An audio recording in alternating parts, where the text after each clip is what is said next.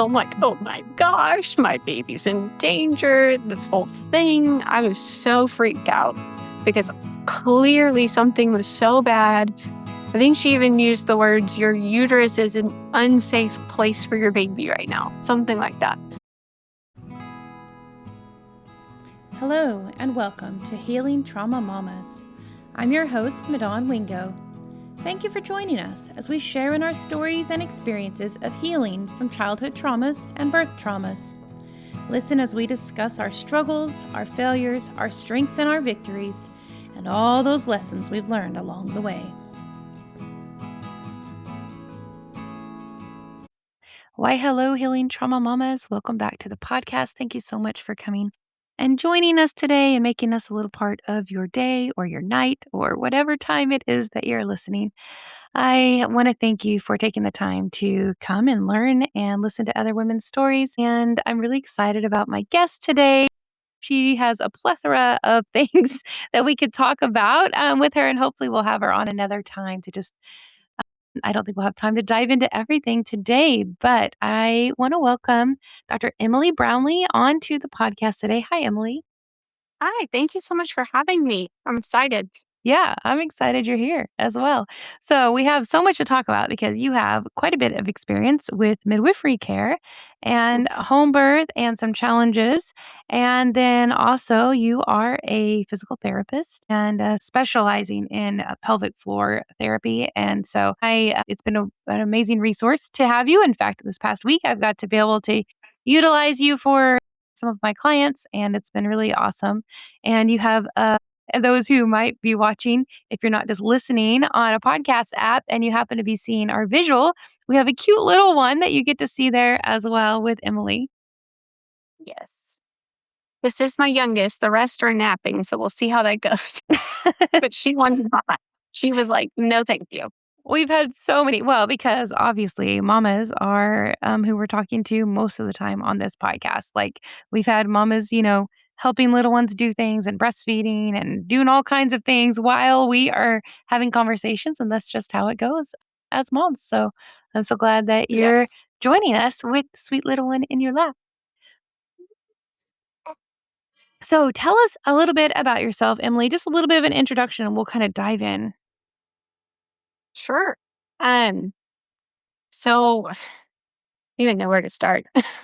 I actually didn't even start with midwifery. Like if we're kind of going down that rabbit hole. Um, our first we had with an OB-GYN in a hospital, very traditional, everything. Um, I have a very traditional education academically.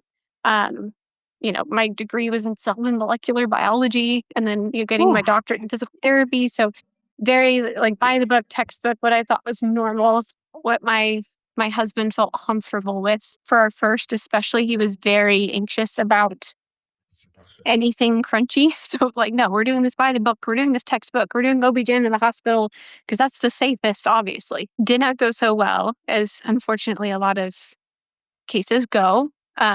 We've had friends who've had phenomenal OB-GYN hospital births, but ours was not ideal. We wound up being induced that wasn't necessary. And then as an induction at 37 weeks as a first time mom often goes, that wound up being a C-section. NICU stay for my son. So, yeah. So let's start a little bit before that. So let's talk just a little bit about the lead up. So you talked about you had a degree in molecular biology. Is that what you said? Cell and molecular biology, yes. Oh my goodness. I'm like that. that. No, thank you. That is way too much for me, but yay for you. I'm so glad you love all of that. Yes. So lots of schooling for that, as well as Mhm. getting your doctorate in physical therapy. So lots of Yes. education, lots of schooling. So before that, like, had you always been more of a medical traditional, as in when I say traditional in this moment, I'm meaning what we see the course of our culture at the moment, going the regular, whatever you want to call it, way of going through medicine and through doctors for things. Like, did you have any background of any type of natural, holistic, or anything like that? No. Oh my goodness. So the vast majority of my life, I dreamed of being a surgeon. I was Mm. like hell-bent on I really wanted to be a surgeon. I was pretty sure I wanted to be a neurosurgeon specifically for the vast majority of my life. And I was actually in the process of studying for my MCATs and getting, that's part of why I got a degree in cell and molecular biology was to prepare for medical school. And I was very, I laugh at myself now thinking about how I thought about things then, but that's all I knew, right? Right. And it was like I was learning from professors who had nearly cured cancer before, brilliant, brilliant people. And but I was very bought into like this is the only way. Anybody else who does other things is, out of their minds. They're very ignorant. They don't know what they're talking about. Very, very traditional medicine. And actually, I went on a rotation with my uncle, who's a cardiologist, to kind of rack up some hours of clinical observation. And I remember him going in, talking to the patient for maybe 5 minutes max, and like, okay, updating your prescription. Here you go. Send them on their way. And I said, yeah, I won't name drop. Uncle so and so, how do you know that that's what's wrong with them? You only talked to them for 5 minutes and you didn't do any tests. So how do you know? And he said, well, it usually is. And, and I just thought, I am so uncomfortable with that. I'm so unsatisfied. I don't want to do that with my life. Um, and I knew surgery was obviously a little bit different, but I really, really didn't like the approach of let's just slap a medication on it. Let's jump to the most extreme thing. Let's not really get into it. Let's just give them one solution, make it super simple. It doesn't really sit right with me. And so last minute, I kind of had like I don't know, like just an epiphany that wasn't what I needed to be doing. And so I switched over to physical therapy. Um, Actually, my wonderful aunt, while I was up visiting, she set me up an observation with a physical therapist. I didn't even know what physical therapy was. I thought like, I don't know, it was just glorified, like helping people get out of a wheelchair kind of thing. Mm-hmm. And I thought, my goodness, you spent an hour with your patient. That's so cool. Tell me more. Like Mm. you actually have relationships with these people. Like they trust you for a reason, not just because of your credentials. So that was incredibly appealing to me and that changed my mind. And so I instead went to physical therapy school instead of medical school. Wow. Wow, I'm so glad Those that you being the had that case, shift. yes. And honestly, like no knock on our MD friends, like love them. There are some fantastic ones out there. Oh, yeah. But a lot of the people I went to school with even, it's a very weird cultural difference. So like I would still rub shoulders with them in the halls and they would not talk to me anymore. It was like, Mm. "Oh, she's doing physical therapy now." Like she quit. Like she's doing the easy thing. It Wow. was like, "No, no, no, this is a perspective change. This is a philosophy change. It's actually PT school was quite challenging. It was not actually an easier route. It was very challenging, Oh, I can but imagine. Just to from what me, it's I just know, like, I am a huge proponent of, physical therapy, for sure, specifically pelvic PT, because that's been my experience. I've had regular PT after some surgeries and some, different, like, I broke my collarbone when I played roller derby years and years ago, like, back in 2014, I think it was, and mm, definitely had some PT, after that and getting myself ready and back, and that was really great.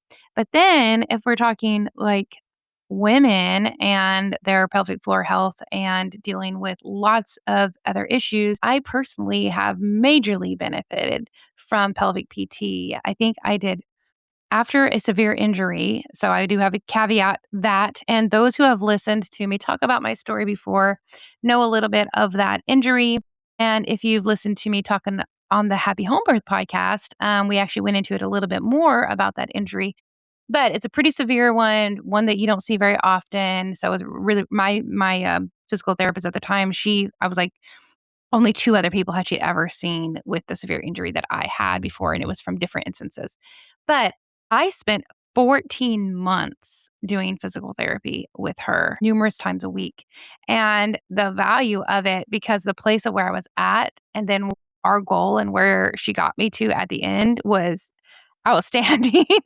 I mean, it was such a huge team effort. Like she, cared so much about me and, got to know me and my husband pretty well and my kids and just cared so much about me living day to day without pain and without re-injury and being able to stabilize myself and being able to work towards full healing with it. Like it was such a beautiful thing that we worked together on all the time. And so, man, I am so, so thankful for her because even after where I had ended up having surgeries, like it wouldn't have fixed it at all the way that she was able to help fix it with me, with all of our, appointments and everything that she did with me. So I am a huge fan. The value is just, I think, just priceless. I mean, honestly, completely priceless. Like I don't even know what to say about it. And this is Healing Trauma Mamas. And so we have talked before about the issue, but like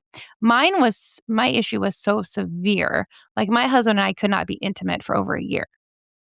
Yeah. And the goal was for her to help get that we could actually be intimate. Like I could actually think about my husband without being in pain. And Yes. like that's a huge issue for a marriage. And I'm so, so thankful that like she took it to heart and worked so hard with us all the way around to just and now we're good friends now and I will text her sometimes and we'll occasionally get to have lunch together and stuff. And so I the value of your work, I just think, it really is immeasurable. Like it's just people just don't know and until you're in a situation where you need it, like you don't realize Yeah. the value of what you do. And I'm sure all the training and schooling that you did to get to where you are right now.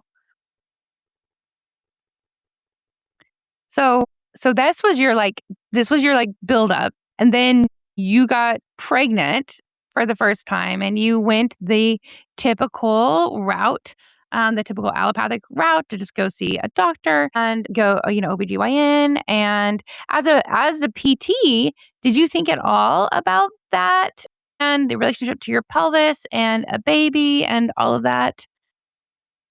So it's funny and even a little like personal in between those two as well. My husband and I got married. I had just started my first real job as an actual PT, not just a student. First month of marriage, we got pregnant. Not really planning that. It just that is what God had for us. And so had a lot of things going on. I never thought I was going to do pelvic floor. I was like, that's not my thing. I was all ortho sports. That's what I was really passionate about. I am very athletic. I love sports. Like that's a big thing to me. So that's what I always pictured myself doing. And then, getting pregnant myself and pelvic health in PT school, we maybe had two, maybe three lectures at all in our entire education on pelvic floor. Wow. And it was essentially refer to a pelvic health PT. Really, it was like, these are the flags to look for, refer out. Because unless you specialize in this, you have no business treating it, which is fair. Like, I mean, Yeah. I would rather, I always prefer, professionals to be honest about what is in their wheelhouse and what isn't, because that's what's best for the patient. But it's such a massive disservice, even just with orthopedic patients. Once I started learning about pelvic health, just out of personal curiosity of like, I would have girlfriends who are also getting pregnant at the same time asking me questions as a PT. And I was like, I don't know the answer to that. And that bothers Mm, me. I don't like not yeah. knowing. I get research hungry. And so I started my pelvic health education while I was still just doing orthopedics to learn for myself and for my friends who were asking. And I started realizing this is even the missing piece in my back pain patients. Like, this is why some of my back pain patients get like 75% better. They're doing a whole lot better, but they're just not all the way better. And I don't really understand why. And I'd get Mm, really frustrated because I wanted to see them 100% better. right. And then it all clicked. Okay, this is a huge piece of God's design that I am not understanding. Now I do. Mm, So it started with how do we support our bodies for babies, which it is. But I mean, even for men's health, I'd have like these big, strong veterans come in with like back pain. And Yeah. it's a big missing piece if you don't have the education. Well, so you got pregnant in that first month, and you didn't necessarily plan that, but that was awesome. And Yes. you saw an OBGYN, as you stated a little bit earlier. Do you want to talk more about the labor and what happened and how you ended up with a C-section, or just that's where you ended up? So I'm a pretty petite woman, and my husband is not a particularly large man, and we just don't make very big babies. And so it really kind of came down to every ultrasound. It was, oh my goodness, he's so tiny, he's so tiny. He must be IUGR. There was never any like asymmetry or anything. He was perfectly symmetrical. Everything looked great. Placenta looked great. Umbilical cord looked great. So they could never give us any kind of like, this is wrong, but it was just, we're so concerned because he's so small. He's so small. And I even remember at one point, because my OB-GYN freaked me out. She called me personally at one point, but when you have a busy OB-GYN and she actually takes time to call you, you're like, oh, this Mhm. is bad. And it was like, we might have to do an emergency C-section any moment. I Oh was my goodness. like early 30s weeks. And this is my first baby too. Mhm. So I'm like, oh my gosh, my baby's in danger. This whole thing. I was so freaked out because clearly something was so bad. I think she even used the words, your uterus is an unsafe place for your baby right now. Something like that. Oh And my so just like goodness. terrified. Wow, that's And a lot of there's a lot of, fear-mongering. yeah, and there's a ton of fear in my Mm. husband's side of birth stuff because he's an only child. Not to share anything that he wouldn't feel comfortable to share, but his parents wanted a very large family. They love kids. They tried and tried. They had a lot of very heartbreaking things happen. And so there's a lot of fear in Mhm. him, in my in-laws about things happening to sweet babies, things happening in childbirth. Like it's a Mm. very fear-filled thing for them. And so then having this happen, especially with our first, was like, oh my goodness. Wow. Everyone was a case. We were all freaked out. Lots of fear. And it was like, we will try to get you to 37 weeks. And then we're probably going to have to do a C-section. If nothing comes up, maybe we can just induce you and try to let you have him. And I was really hell bent on, I wanted a natural birth. I'd actually, as I started reading more into pelvic health and stuff, I had read some books and I wish I could remember them because they were fantastic to refer people to. But they were written by a pelvic health PT and they were very practical, written for moms to read, not textbook Mhm. kind of thing. And I just had this idea of like, I want to have my baby in the field, like just naturally out in the field somewhere. My husband's like, yeah, no, we're doing a hospital and now they're talking C-section and all these things. This is not what I wanted. But, also that guilt and fear of like, I'm not an OB-GYN. What if she's right? What if Right. I'm wrong? Like, I don't want to Yeah. risk my child's life. My Nobody would. goodness, just for like how I'd like to do it. It's not worth it. Yeah. Yep. That's a Mm. that stinks. So you ended up with a C-section, no surprise, Yeah, after all we of went that. in for the induction.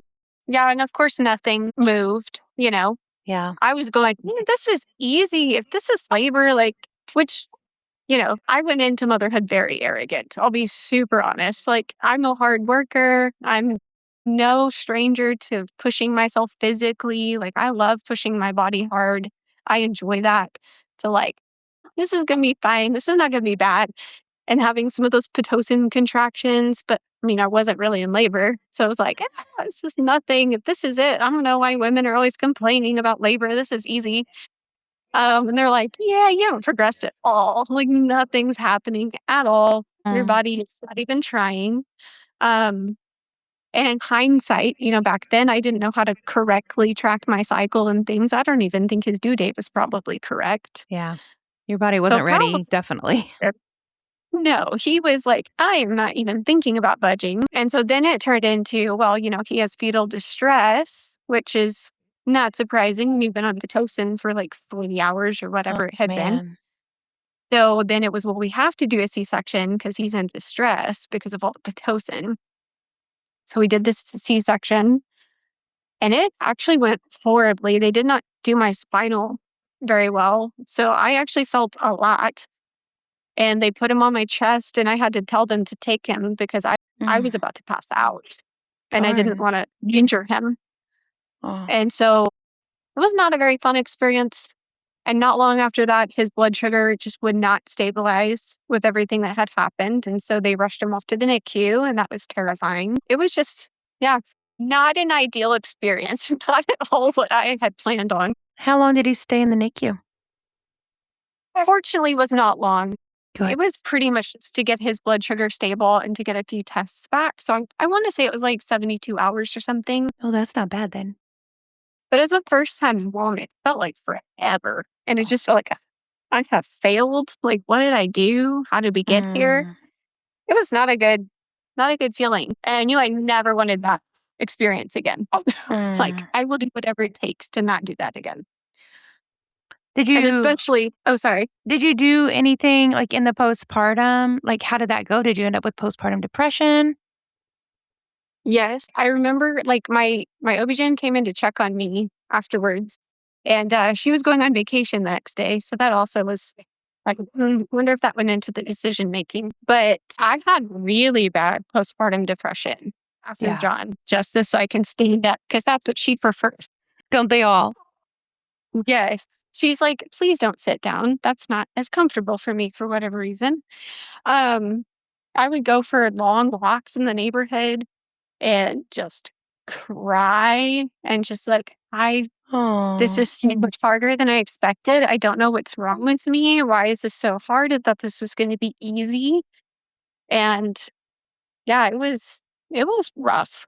The physical recovery actually was not that bad, having been a C-section, just the okay. physical state that my body was going into pregnancy, which is something I always advocate to my patients, especially like if I happen to see somebody before pregnancy, it's like, gosh, the state that your body goes into pregnancy helps you so much. It's always, Yeah. you know, prevention is always better than trying to catch up after the fact. But physically, it was much worse than my natural births, but Yeah. it wasn't as bad as I expected for a C-section. It was just emotionally, it was, oh my goodness, horrible. And even like trying to get back into my normal shape afterwards was like, my body does not work the way it used to. I don't understand what has changed. And that's about the time I met a colleague, Natalie Reed, who's a holistic nutritionist, and we became fast friends. And I was like, this girl's really sweet, but she's from California. She's a hippie. I don't know. I don't know if she knows what she's talking about. All this pro metabolic stuff, and I don't know. And I got desperate enough. I was like, okay, Natalie, tell me all your hippie stuff because I don't know. This sucks. I will try anything. And that just became rabbit hole after rabbit hole of learning more, learning how to actually nourish my body instead of just work it hard Yeah. and actually heal to feel good, to mentally, emotionally feel good. That's really when everything changed, was when I was Oh, finally uncomfortable enough to search for new answers. good. So then you got your body feeling better, which then along with that came mentally feeling better? Yes. Yeah, I'd say like, I don't know. You and I have talked about like just how God gives us these babies in the order Mm, that we're supposed to have them and teaches us all these lessons through them. And I feel like my first and my fourth were my big like, "Ooh, I'm gonna learn a lot." This one, mhm. this one's gonna change me completely. I mean, all our babies do, but Yeah. just in a big specific way. Well, then let's get to the 4th. So let's say so your second, what happened then? So that was my first midwifery case, which prenatally was fabulous. We loved that. I felt so much better, and How it did was your so much more husband relaxed. feel switching? Well, he wasn't thrilled, but he was also like, "Yeah, we definitely got screwed there. That was not good." So he was like, fine, whatever, we'll try it. He was very hesitant. And then we wound up having kind of a wild event. We kind of got shoved out the door because things were too busy, basically. It wasn't really like medically that we got pushed back So to you the were at a hospital. really busy birth center. Yes. Yes. Yes. And they just didn't have the staff to support. And so it was kind of like we just got pushed back to the hospital in labor. And that was really scary for me, especially being the exact same hospital where we Oh, wound up with the C-section with my son. And I wanted that VBAC so badly. Um, and it actually wound up being this beautiful thing because I went into labor, but it was super, super slow. And I'd had prodromal labor for 2 weeks leading up to that. And we're getting pretty close to Christmas. So that was either the 23rd or the 24th that we went to the hospital. And it was pretty slow, but it was like, okay, this wasn't the typical staff because most people don't want to work Christmas. And so that wound up being really cool. They kind of left us alone and let us do what we wanted to do. They didn't give us too hard of a time. And I wound up with my VBAC, and that was that's beautiful awesome. and magical. I tapped and got the epidural because the Pitocin was kicking my butt and woke up ready to push and was like, okay, well, rather have a VBAC than another C-section. So let's go. Yay. So, Yeah. Yes. Yeah. And it was so much easier to recover after my second than my first, for mm, sure. Physically, emotionally, mentally, all of it. It all of was it. Good. so much better. I got to actually enjoy postpartum for the first time with my second. That was wonderful. Did you end up having any depression this time? Not really. Yeah. I really don't think so. I think one of the biggest things I remember is just with my son, it was like, this is overwhelming. I Mm, don't know what to do. And so I was so happy to like just hand him off anytime like a grandparent was around, my husband was around, like, please, I need a moment. Like, I just don't know how to handle this little person needing me so much. It was yeah. overwhelming. And with my daughter, it was like, I missed out on so much. I wish I could go Mm. back and not have handed him off so much, but I was just not ready. And so with her, I got to actually enjoy that, all the baby snuggles. And it Oh, was even sometimes I get told, like, you never give her over. Well, I don't want to. We're pretty attached. I don't blame you. Oh my. Okay, well, yay. You got a successful VBAC. Even though, how did that Yes. go? Because we like to dive into some nitty-gritty here a little bit. As you know, I I have a tendency to do that. I could see how challenging that might be that we chose a different route this time, going to a birth center, having a midwife, like this is going to be different, get my VBAC, and then to be basically, as you said, pushed out the door and sent to the hospital in labor for no medical reason because they were too Yeah. busy. Like I think I would be challenged with that. Like I think I would struggle with my midwife, or I don't know if that at the particular birth center, if you had a specific midwife or you were being cared by multiple midwives. Yeah, it was multiple. So you didn't get to like pick your midwife. It was just whoever was on call is who you wound up with. Okay. Okay. So was that challenging at all for you? Or were you just like, nope, we got our VBAC, we're good? Oh no, I was very angry. Yeah. I was incredibly angry. And my husband was probably even angrier than I was. Mm. And it was one of those, no, I know, I was upset. But Aw. my husband and I were both very frustrated, pretty angry.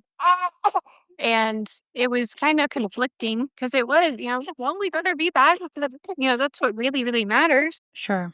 So that's fantastic. Mom and baby are healthy. So what is there to be upset about? But it was also, I mean, birth is such an intimate, trusting situation. You're like, you did not show up for me. That sucks. Yeah. And it wasn't even so much just getting pushed out the door because, like, we understood logistically, like, there's one midwife here and there are 3 mamas going into labor. Like, do the math. Like, we understand. But it was like no follow up, no attempt to try to be there. Like, they basically just dropped us. And then it Wow. was like, if you want to do postpartum care with us, and we're like, what do you mean if we want to? Like, we've paid for it. Yeah. It was just it was very unprofessional. And so that was challenging, especially I wanted to go crunchy so hard. And my husband was like already hesitant. And that was like, Mm, oh, I don't like this. I knew it. I knew this was, he just knew that it was going to be bad. how Um, disappointing. yeah, so that was it was a conflicting thing because we were so grateful. Like Sure. we were so grateful that we even had like a phenomenal nurse in the hospital who like gave us all these ideas for different positions and things to try. Like she was phenomenal. So like we wound up having good support because God always finds a way. But Right. was very disappointing. And I really worried how that would affect if we had more children, how open my husband would be to things I wanted to do. But it ultimately wound up being wonderful because by the time all of our babies got closer and closer together. So I got pregnant with number 2 at 8 months postpartum, between 1 and 2. Then I got pregnant at 6 months postpartum, and then I got pregnant at 4 months postpartum. So they just kept getting closer and closer together. And we actually moved before we had our third. And I was trying so hard for like, I really, really want to have a home birth, babe. I just feel like that'd be so wonderful being at home, not having to rush off to a birth center. I just think that would be amazing. That's what I've always wanted. I know you've been nervous, and the birth center was kind of like an in between thing to you of, oh, it's close to the hospital if it doesn't work out. But I also wasn't sure how many babies he was going to be okay with us having. He said 1 and I said 4. And I was like, well, 3's pushing it on the low side. So this might be the last one. I need to get my home birth in. And he finally had this moment of clarity of, I'm going to be a scared mess no matter where we have this baby. We could be at the hospital. We could be in the OR. I'm still going to be scared.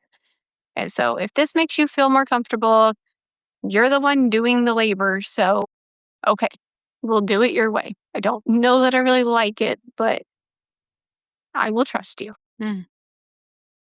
So that Well, was our first home birth that we planned for. And that wound up just being phenomenal. It was just wonderful. that's And awesome. then he became a home birth believer. That's what it took, huh? Yes, because even that one even had a pretty serious complication involved. And Sally just took insane care of us. It was Mm, just seamless. It was phenomenal. Honestly, if I wouldn't have researched as much as I did beforehand, I wouldn't have even known what was going on because I just was like, really, what are the risks? What could happen? What's worst case scenario? And so I had read about shoulder dystocia and I understood that that was a really significant risk that could happen. And that's very like, we've got to get on that very quickly. And that's kind of one of the scarier things that could happen at home. mhm. But it was, I mean, you would have thought that it was like for me, like, oh, your e-stem pad slipped off. Let me put it back on for you. Like, it was just no big deal. It was like, okay, let's try this. Let's do this. Okay, here you go.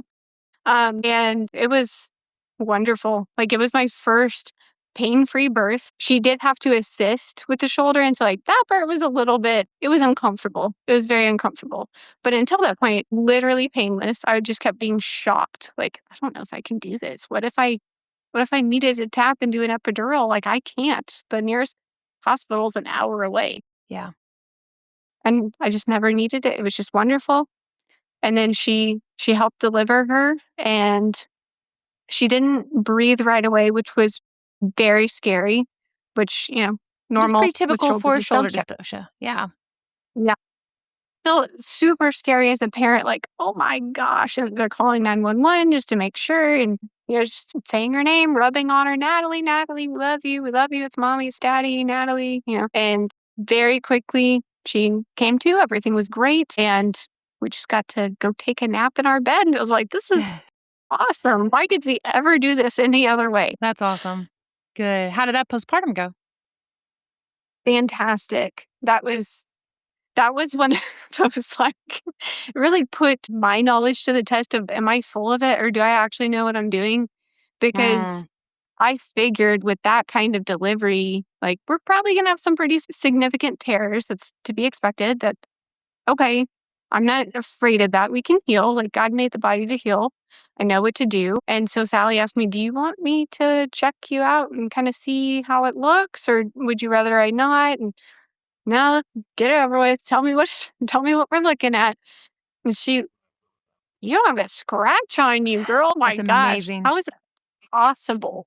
Like, Yeah. physically not possible. Yeah, not yeah, with a midwife having to assist a little bit usually means she has to insert her hand and help to Mhm. dislodge, and so you're creating even more tension on the perineum and the Yeah, tissues, and so, yeah, it is expected that when you have to go do those things that likely you're gonna end up with some more trauma than was expected with the delivery. yeah. Yeah, and I just expected, like, it's going to be there's going to be some pretty significant tears, but that's okay, like, 100% worth it. We can heal this, it'll be fine. I never expected I did not even have a single first-degree tear. It Wow. was ridiculous. I was like, That's "That doesn't awesome. even make that was just it was so cool, and that was one of those that was my first recovery where I really had to watch it because I just felt phenomenal, and my husband was like, "Sit down, quit it, Mhm. stop, let me do that." Um, it was just unreal. Like, 2 weeks after having a baby, I didn't even feel like I had had a baby Wow. recently. It was That's amazing. amazing. So we were hooked. So, 4 months postpartum. Yep. 4 months postpartum, I'm, like, starting to really, really feel like myself even, like and that's one of the really cool things too, the crunchier I got, the more I really understood, in my opinion, how God designed our bodies and just to get out of their way and just support them instead of slapping so many medications and Band-Aids on them. Mhm.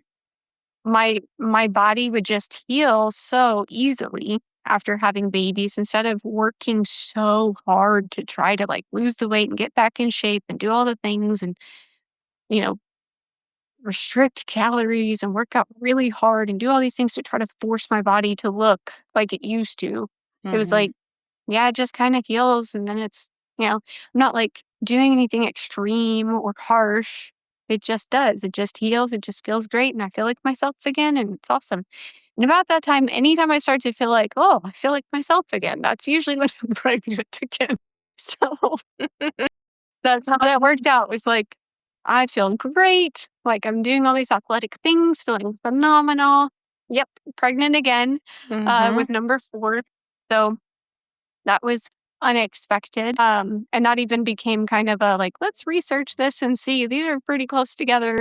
How does that affect risks and things Sure. like that? But which I love so much about midwives. Like, y'all are so fast to research things as opposed to sometimes OB-GYNs can be a little bit more, I already know the answer. They're not as curious, so they won't go into the research and see what it says or see what new research says even. Mhm.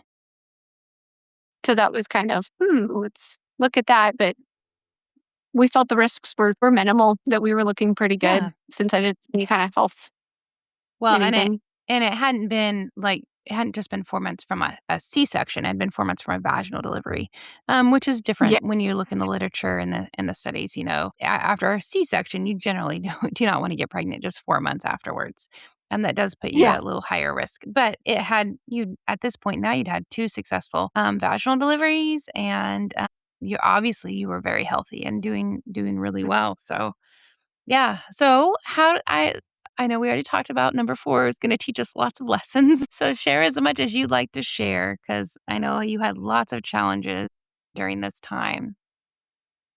Yeah. So it's one of those I'm just gonna share what I share, and I hope every anybody who comes across this who was a part of it knows I love you so much and I'm not talking smack. But for the moms who find themselves in something like this, I just want you to know there's hope. Because good grief, there were a lot of times I didn't think there was hope. So I hope to share that, not to badmouth anybody. But we before I had my third to be closer to family because there's just a lot to juggle. We had 2 under 2, we're about to have 3 under 3, and we moved to be closer to my husband's family, And we were really excited for that. It was down in the hill country, gorgeous. I'm from Lubbock, Texas, so flat, nothing to look at. So we were thrilled.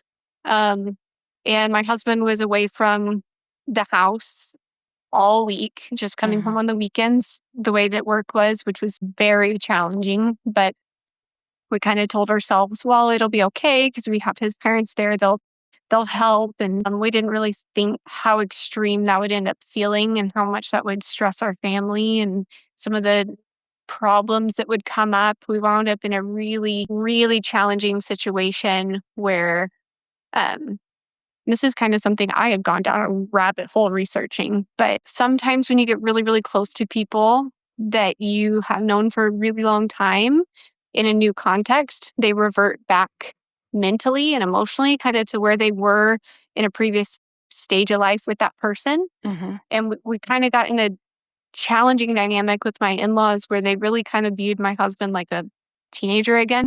Was a very, wasn't like an adult to an adult respect type of thing. It was very like, we're in charge, we're making the decisions. If you do something we don't like, we're very, very upset. And it was very challenging because I do not handle conflict well at all. Because I think a lot of us women, like, we just don't want to hurt people's feelings. We don't want to get in fights. It really stresses us Yeah. out. And it was also like, this is kind of between y'all, and I'm just here in the middle, but wasn't home very much. It was very challenging. And I saw it in our kids. Our kids were a mess. They were stressed out. They were freaked out. I was an anxious wreck. I was to the point where I was physically shaking all day, every day in Mhm. anxiety and fear because I knew this was messed up, but I didn't know how to fix it. I didn't even know you were allowed to set boundaries, let alone how to set boundaries. And it was just so hard because it was like, I love all these people so much, but I know this is not good. I know it's not good for me. I know it's not good for my kids. I know it's not good for my husband or my marriage. Everything's falling apart. It was very hard. And not long after we had our third and then getting pregnant so quickly, it became really clear, like, we can't keep doing this. This is Mhm. going to tear our family apart. I mean, even just my physical health. Everything I'd been doing, I was doing all the right things. I was taking all the right supplements and being very careful with what I ate and all the things. And I was just falling apart physically. And it was all emotional. It was all emotional stress. And so we made the decision of, we've got to move away. We've got to get some space. We've got to figure out how to heal our family, how to get things back on track, and then kind of figure out how we navigate this with our extended family because we love them very much, but things are just really unhealthy here for Mm. everybody. And it was very hard. It was very scary. There were lots of times where even like my husband felt very pulled and torn between his parents and how much he loves them, obviously, understandably, and how much he loves me and our kids. And the insights that I was having that he was not seeing, and just very, very challenging Should never be for a our marriage. choice, though. I mean, it shouldn't be. Nobody should ever shouldn't be making him. You have to decide. Her or us, or like that's your wife. Yeah. That's that's how things are. But I know how that dynamics can get really skewed, really messed up, and it is hard when you love people and you really want to have that relationship and you don't, and especially I'm sure as Mhm. being their only child, I'm sure that was Mhm. extra weight put on him. So the only grandkids, all of Yeah. that I'm sure was put on him, and that just yeah, that is a melting pot of not good, not probably not good dynamics, I would say, and definitely, trying to get a healthy dynamic between everybody and understanding where the proper place is and weight of people's, you know, opinions and decisions and all of Mhm. that on the situations. So so you're in this pregnancy and then you decided, that's it. We're moving. Like, we're going to make it better. I've Mhm. been there before. Like, we can't, this is not healthy at all. We moved 3 hours away and it was, whew, such a lifesaver. It helped so much to be able to focus on our family. Yes. So Yeah, and you that's guys really moved? yes, yes. So we moved from the hill country up to Big Spring so we could be a lot closer to my husband's work, and so he could be home every single night, which even that alone was just incredible. I Mm, mean, the yeah. man does not cry. He's a tough West Texas man. And tearing up at supper, like, oh my gosh, I've missed out on so much. It's like, Aw. yeah, we've missed you. Um, Wow. but it was just one of those big things where God just opened my eyes to the fear that everyone was living in. I was living Mm, in fear. My husband was living in fear. His parents were living in fear. That's really where it all came from was yeah. fear and trying to control things out of love of I'm afraid. And so I'm trying to control this in a way that I think is going to keep everyone safe is really where it was coming from. Mhm. But just this is not it. This is not healthy. This is not going to work. Um, and there were a lot of times where it was like, I don't know if I can convince my husband of this that this is what's going on because this was his normal for his whole entire life. He didn't see what I was seeing. He thought I Yeah. was very dramatic and overreacting and that I it was one of those I love you so we'll do this, but I don't see what you see. A lot of hours in my prayer closet just praying and praying of like God, I can't win this fight. I can't win this battle. So I'm not going to. I'm going to give it to you because I know only you can win this fight for me. Really thinking about like Jericho and like God fighting for me and doing just impossible things on my behalf. Because I know God loves marriages, He loves family, and He will He will do anything if you ask for it. And it was a very long, very hard thing, especially on top of pregnancy and 3 under 3. Um, but he just came through so tremendously and even was the wildest, longest labor leading up to labor that I'd ever had. I was so used to with my older 2 girls that I have 2 weeks of prodromal labor. That's just part of it. It's annoying, but I know it's coming. It's only 2 weeks and then it'll be over. They they both were exactly 2 weeks of prodromal labor and came 2 days after their due date, like clockwork. And I was like, that's exactly what's gonna happen here. Nope. And it Yep. was just God can be so kind in some very sneaky ways sometimes because it was all about, do you trust me? Do you really trust me? Are you saying you trust me or do you really trust me? Mm. Because I need you to surrender harder and surrender harder. That means you weren't letting go of some things. Yes. You thought you were Yes. fully surrendered, but I was doing the checklist of what you're supposed to do to surrender, but my heart wasn't surrendered. yeah, my. Yep, been there. Yeah. So, yeah, quite the challenge I know that you went through, but you did keep focusing. You did like Yeah. there were so many beautiful things that were coming out of that time. Yeah. Yeah. It was wonderful. And then it was even very cool. There were all these things that I had kind of had my heart set on of like, I had never experienced my water break until my fourth. For whatever reason, that's just how it happened. Um, and I was like, I would just love to actually know when my water breaks. I feel like that's such a, you know, typical thing in labor that every mom seems to have experienced, but I haven't, and different things like that. And he even gave me those specific things, which like it didn't really matter, but it was special to me and he gave it to me. It So was it did it was matter. very sweet. Yeah. Yeah. Yeah. It's one of those we might go, that's stupid. Well, nothing's stupid to God. Yeah. Yeah, those little things, they mean a lot. He knows how much they mean to us. So, that's Yeah. so awesome. So you got that. So how did the delivery go? Like, a lot of lead up. Yeah, a lot of lead up. Honestly, at this point, I don't even remember how many days, but it was a lot. It was a lot more than 2 weeks. I was just start, stop, start, stop. I got to the point where I just didn't even like I just ignored it.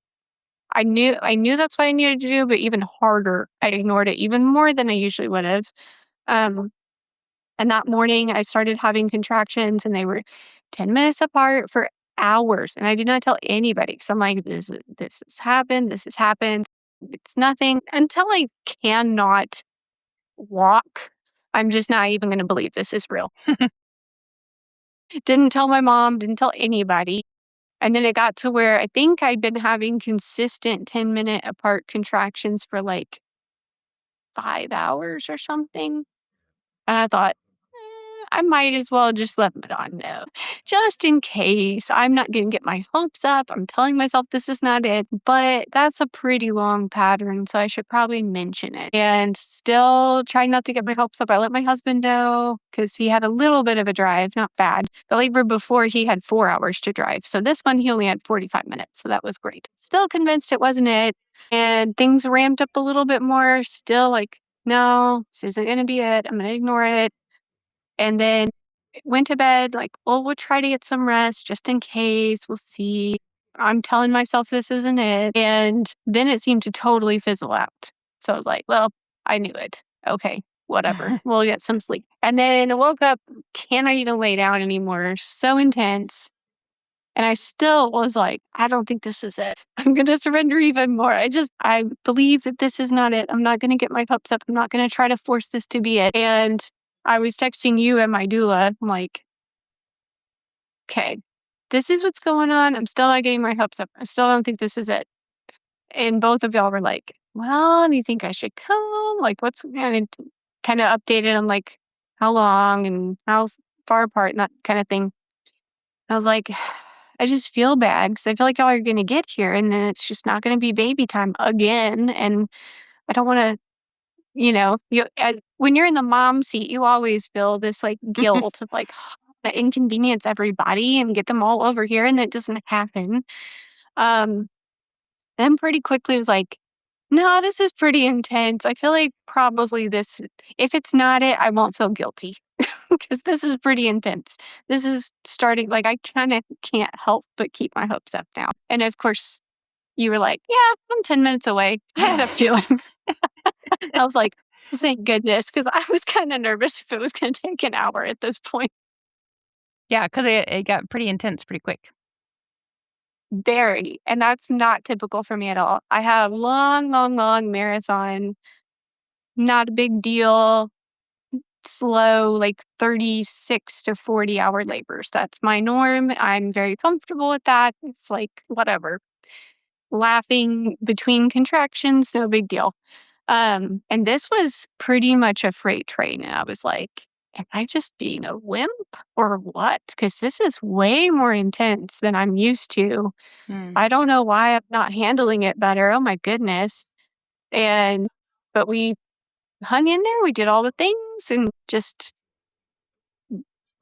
didn't let myself get fearful. I knew God had it. I knew I was in his hands. And it was also really cool, just the things that my husband and I had been working through. He was so much more present than I'd ever felt him at other births. And that made a huge difference for me. It probably sounds kind of silly, but I've had a lot of trauma in my life. My very, very best friend that I'd always kind of go to mentally in labor was my German Shepherd, Samantha.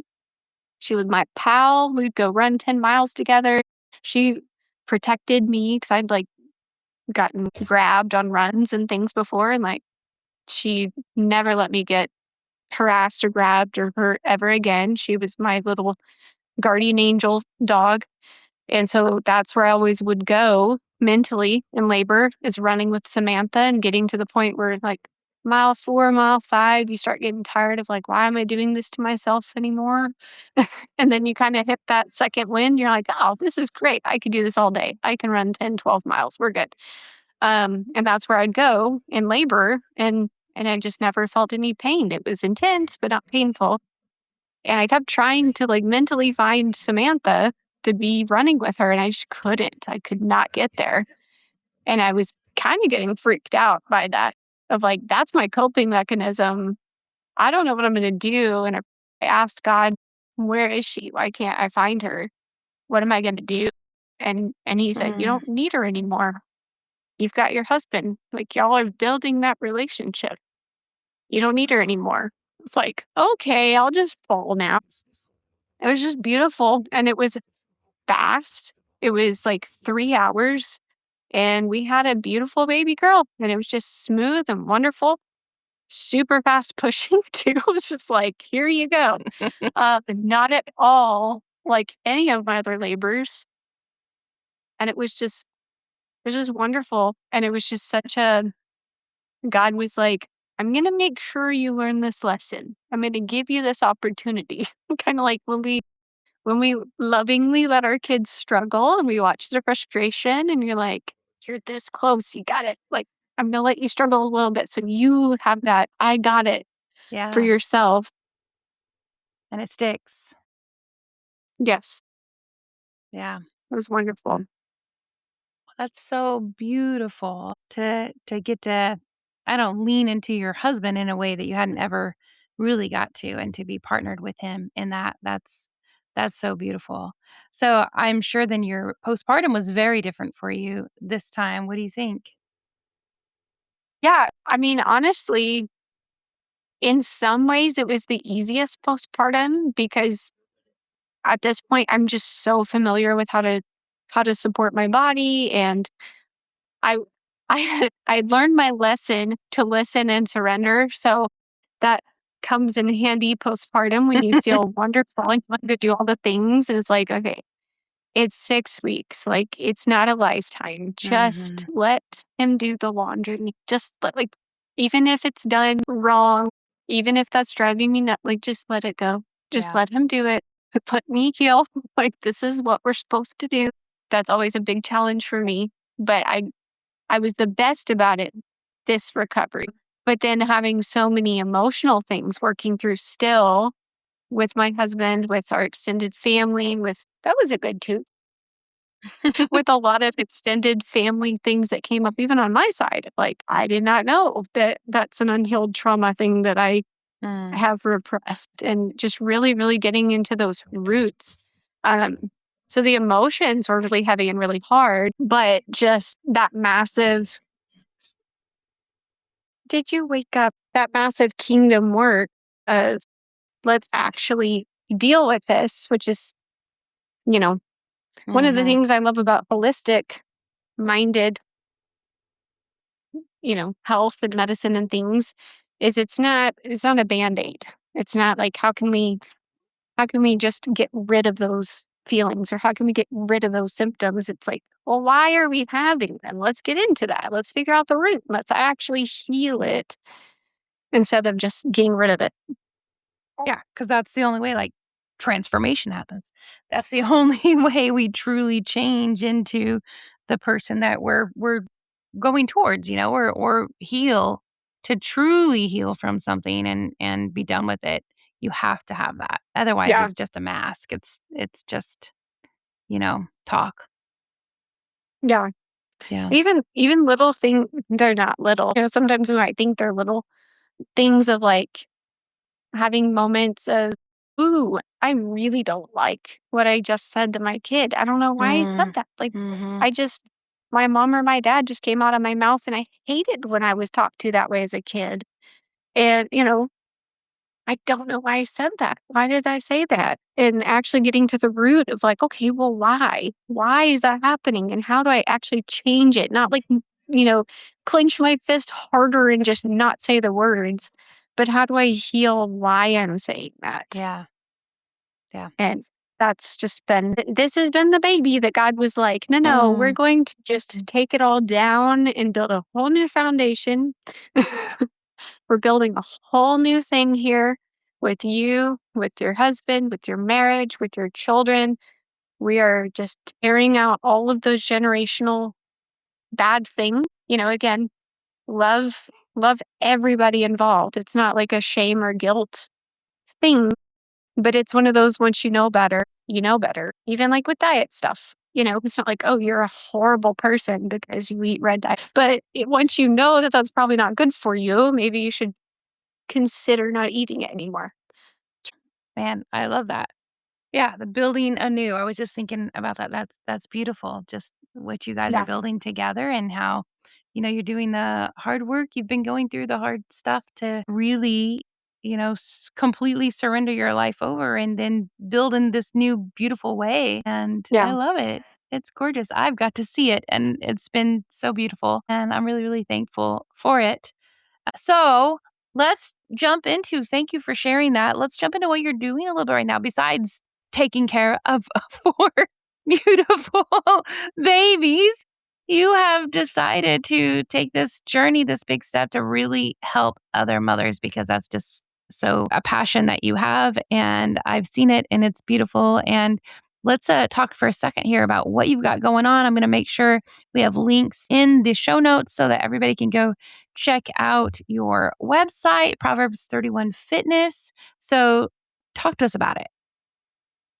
Yeah. So I started my own practice when I knew I was expecting my son.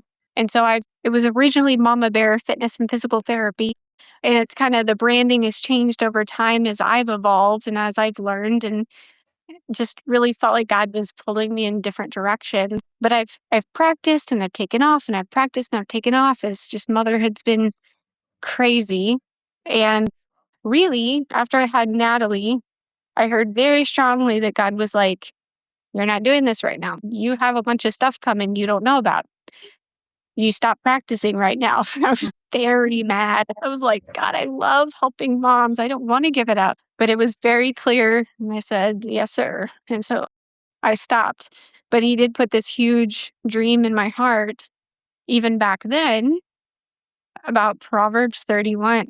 And that woman that so many of us look up to because she's doing it all. And that's very appealing in a worldly way, even of like having it all as a mom, of being perfect and doing all the things. And that's not really what Proverbs 31 is talking about. It's really talking about a woman who has her priorities straight, who is leaning on the Lord, who is putting her family first, who is not running around in survival mode, stressed out of her mind.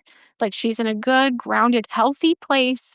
And from that place, she's able to use all her gifts and talents that God has given Yeah. her to bless her family and to bless people around her. And that was the dream that God put in my heart of helping moms from my skill sets to achieve that, because I would see so many moms who just bought into the lies of like, "Oh, motherhood breaks your body.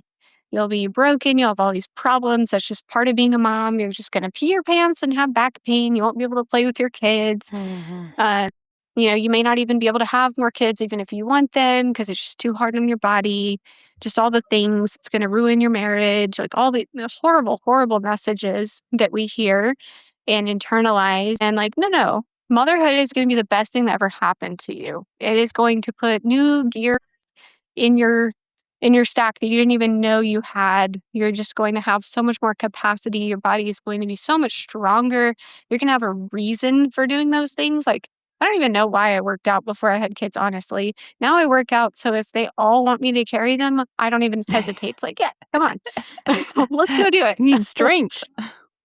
Yes, yes, and weird strength too. That's something I'm Oh, for very sure. passionate about as a PT, is like squats are great, but I mean, what about when a weird thing happens where you twist your back and your kids are handing you something and you're holding another baby? Like those are the things that we need to work on, because when we build our body for those challenges, then it can actually meet them instead Hmm. of having injuries and issues like that.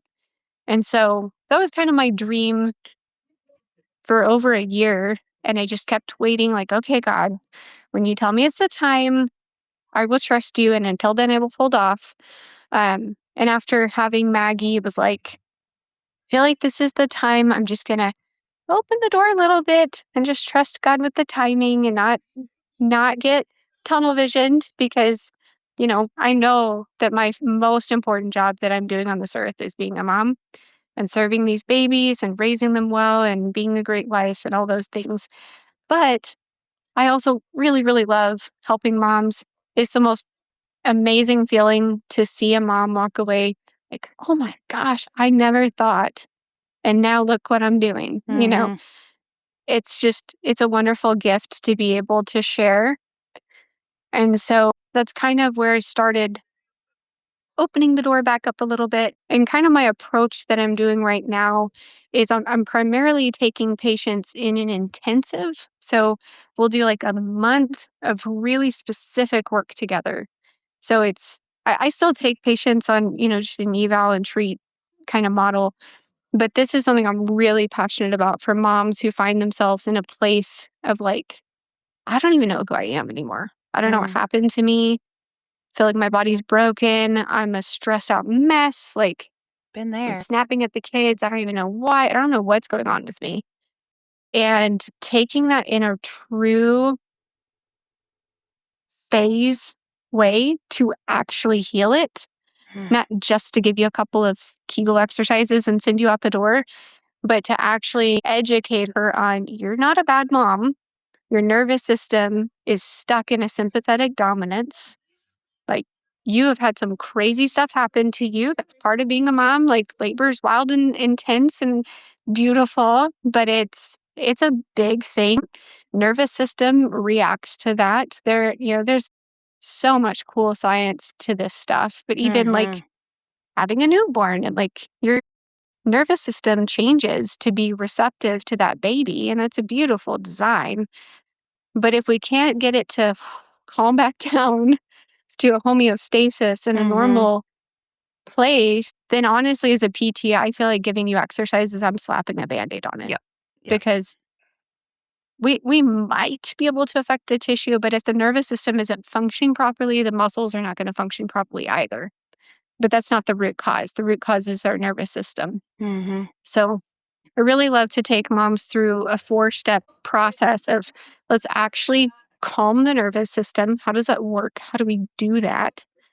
Then once we've calmed it, let's really, really focus on nourishing our bodies from gentle movement, mobility work, things like that, nutrition, supplements, things like that. I always love to pull in my holistic nutritionists for part of that because that's more their wheelhouse. And instead of guessing, let's actually test and see what's going on. mhm. And then we're going to strengthen. Then we're actually going to get to how do Nice. we rebuild our core? How do we rebuild our pelvic floor? How do we change? A lot of moms have really tight hip flexors, the muscles in the front of our hips. We have really weak glutes, things like that. How do we fix all of those patterns? How do we heal and strengthen and improve coordination, all of those things. And then my phase 4 is how do we challenge that system? Mm, So instead of just, cool, you can do a Kegel, check. Let's actually do some weird things that you're going to go through as a mom, the weird positions, the weird twisting, all this stuff. How do we build a strong, robust system that can take that challenge and just thrive instead of falling apart? I love And it. so that's kind of what I do now. So, and you do all of this via telehealth right now. Yes, yes. So Awesome. I see patients all over Texas. That's great. And do they have to be in Texas to do Yes, for your my licensure, they do. Okay. All right. Well, so anybody listening, I just want to encourage you to go check out Emily's website. It's proverbs31fitness.com. She does have Mhm. information about her upcoming intensive on there and then other ways that you could work with her via telehealth and be able to glean from her amazing knowledge. And I think it's a beautiful thing that you're doing, Emily. I love that you're listening and doing it in a way that's so life-giving to your family and yourself and to others. And so it's beautiful. Thank you. Well, thank you. It's an honor, and it's just a privilege to be a part of the journey. As I know, with your own mamas that you serve, it's one of those things. It's like I don't know. It's a gift that gives both ways. Exactly. All the way. Yep. Absolutely. It's and I don't want to be doing anything else because it's just part of who you are and what really like it I don't know, it just builds you inside as much as you get to give, like you get so much back that is life-giving and building that it's a beautiful thing. And I see that in you as well. And I've gotten feedback from clients that have gotten to talk with you and stuff and just what a joy it is to get to work with you. So I'm really thankful. Yeah, it's wonderful. So we'll make Thank sure you. check out the show notes. We'll have links as well as Emily's email. to go. If you need to have a question about what's going on with you and you need to talk with Emily, please feel free to reach out to her and go Oh, check out one of her intensives if you're able to. Thank you for listening today, everybody. Emily, thank you so much for coming on and sharing your beautiful story. And it's just your journey at the moment and it's continuing. And I know it's lots more amazing things to come for your young, growing family. So I appreciate you taking the time with your sweet little one to come on the podcast and look forward to talking with you again. thank you so much. Thank you for having me. You're welcome. Thank you for listening. May you be encouraged and strengthened by what you've heard today. Remember, you are dearly loved by your Creator, so be who He created you to be. May you go in peace, friends. Till next time, Shalom.